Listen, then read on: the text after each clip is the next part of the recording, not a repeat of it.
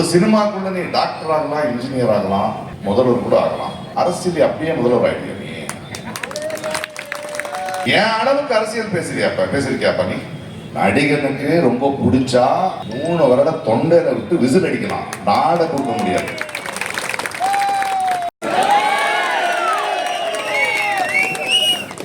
ஆனா இன்னைக்கு நான் நடிகனா வரலையே. நான் நடிகனாங்கிறதுனாலயோ அதுக்கு நீங்க காட்டுற அன்புக்காகவே அதை தப்பா பயன்படுத்துறதுக்கு நான் வரல. கொஞ்சம் திறமை இருந்தது, அதை வளர்த்தது நீங்க. நேரம் செலவழிச்சு படம் பார்த்தது நீங்க, காசு கொடுத்தது நீங்க. என் குடும்பம் நல்லா இருக்கு. அதை திருப்பி கொடுக்க முடியாதுல்ல காசை. ஆனா அன்புக்கு என்ன கொடுக்கணும்? இன்னைக்கு தங்கச்சி பாடிட்டு இருந்தாங்க, ரொம்ப சந்தோஷமா இருந்தது. கலைஞனா ஒரு கலை, ஒரு பாடல், ஒரு கலைஞனுங்கிற பேர் இருக்குல்ல, அது வெறும் என்டர்டெயின்மெண்ட் இல்ல. இப்பேற்பட்ட மேடைகளுக்கும் அது பயன்படணும். ஒரு கலைஞனுங்கிறவன் ஒரு சமுதாயத்தினால உருவாக்கப்பட்டவர் இருந்தா வரணும்.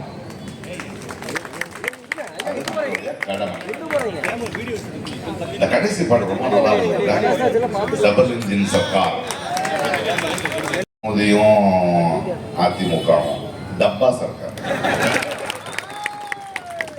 ஏன்னா என்ஜின் அங்க இருக்கு, அவர் தான் ஸ்டேஷன் மாஸ்டரும், எல்லாத்தையும் அவர் தான் ஒரு ஸ்டேஷனுக்கு போறதில்ல. இந்த டப்பாக்கள் தான் இங்க இருக்கு. அதை பத்தி ரொம்ப கேர்ஃபுல்லா இருக்கும். மக்கள் நான் நிறைய பேச மாட்டேன், ஒரு 2-3 விஷயம் பேசுவேன், அவ்வளவுதான். முதல்ல பழனியை பத்தி பேசுவேன். நம்ம இந்த சாமி சிலைய திருடுற கும்பலை பத்தி கேள்விப்பட்டிருக்கோம்ல, நிறைய கதைகள் இருக்கும்.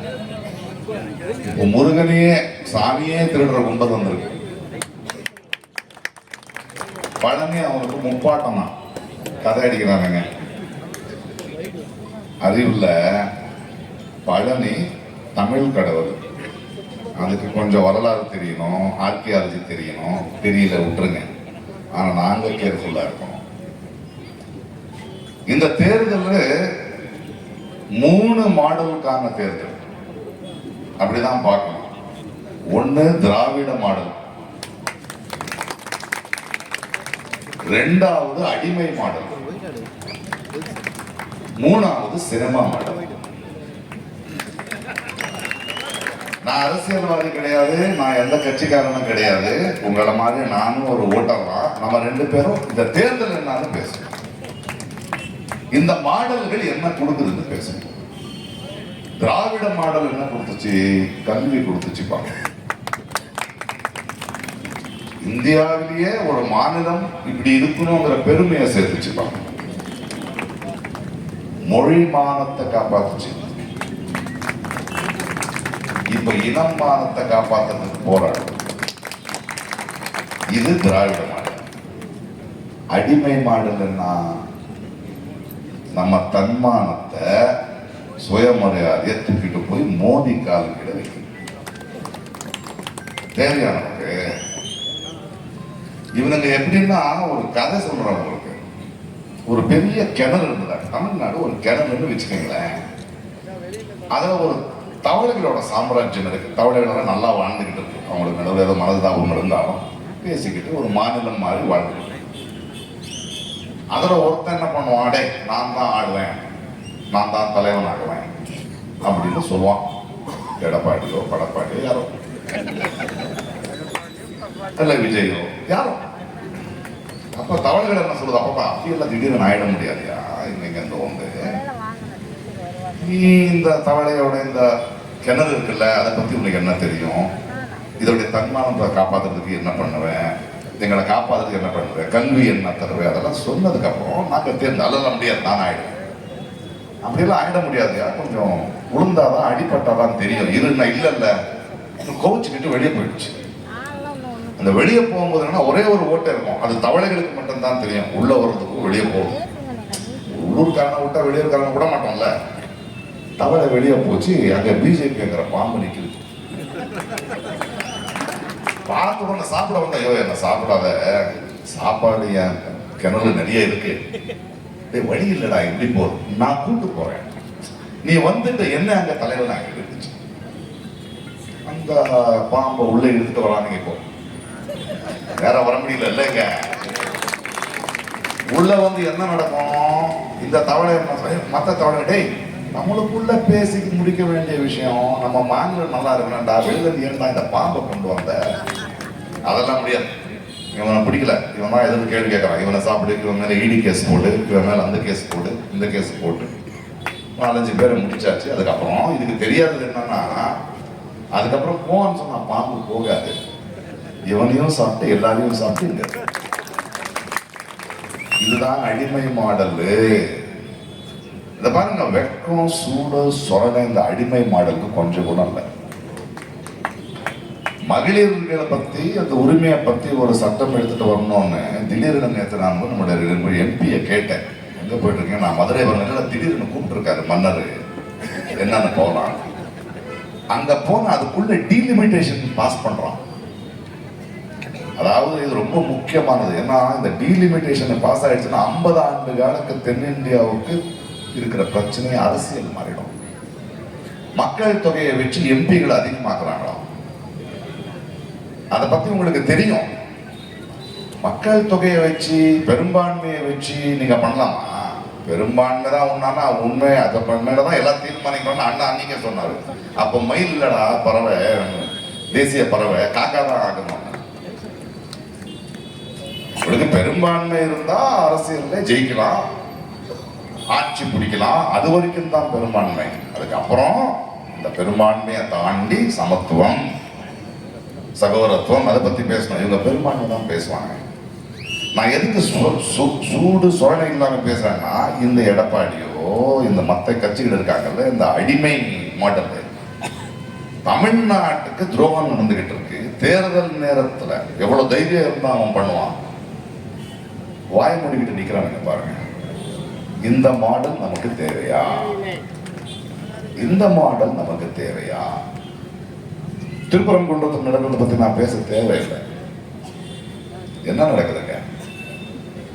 மதுரையை இன்னொரு மணிப்பூராக்க போறாங்க. அவங்க அங்கிருந்து ஸ்ட்ரெயிட்டா பழனிக்கு வருவாங்க. இதுதான் இவங்களுடைய வேலை. இங்க வந்து முப்பாட்டுன்னு சொல்லிட்டு இருக்காங்க. பழனி கிறிஸ்துவர் அதிகமா இருந்தா பெத்லஹேம் இந்தியாவில தான் இருந்தது, இயேசு கிறிஸ்து இங்க தான் பிறந்தாருன்னு சொல்லியிருப்பாங்க. இவனுக்கு இந்துக்கள் மேல இருக்கிற அன்பில் அதிகாரம் வேண்டும், அது மட்டும்தான் வேணும் என்ற மோதிக்கும் இவனுங்களுக்கும் பழக்கம். இதுக்கான பதில் நீங்க கொடுக்க வேண்டியதா ஒரு தேர்தல். இது சினிமா மாடல்னு ஒண்ணு இருக்கு.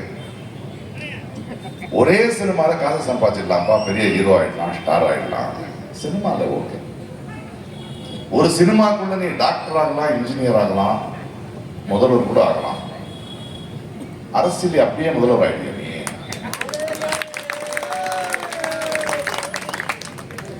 யாரு அரசியல் பேசணும்?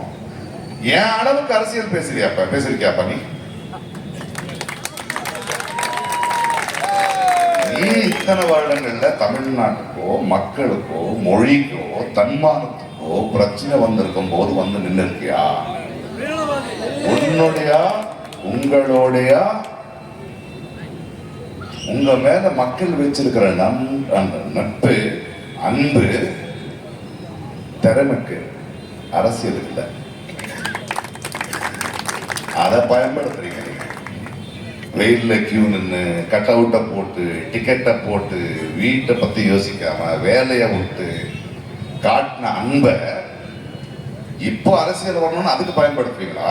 இந்த பாருங்க, நடிகனுக்கு ரொம்ப பிடிச்சா 3 வருடம் தொண்டையில விட்டு விசில் அடிக்கலாம், நாட கொடுக்க முடியாது.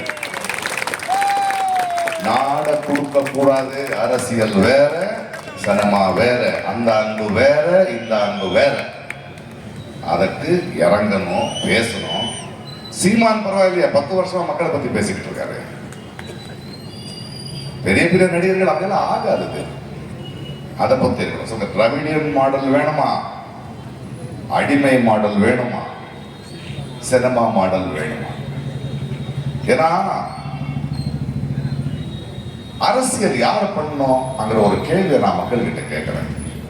என்னை பொறுத்த வரைக்கும் அரசியல் மக்கள் நாம பண்ணணும், ஜெயிச்சவங்க வேலை பார்க்கணும். ஆனா அந்த இந்தியாவில் ஜெயிச்சவங்க அரசியல் பார்த்துக்கிட்டு இருக்காங்க, நாம வேலை பார்த்துக்கிட்டு இருக்கோம். அதை மாற்றணும். நம்ம அரசியல்னா யாரை தேர்ந்தெடுக்கிறோம், யாரை தேர்ந்தெடுக்கிறோம்.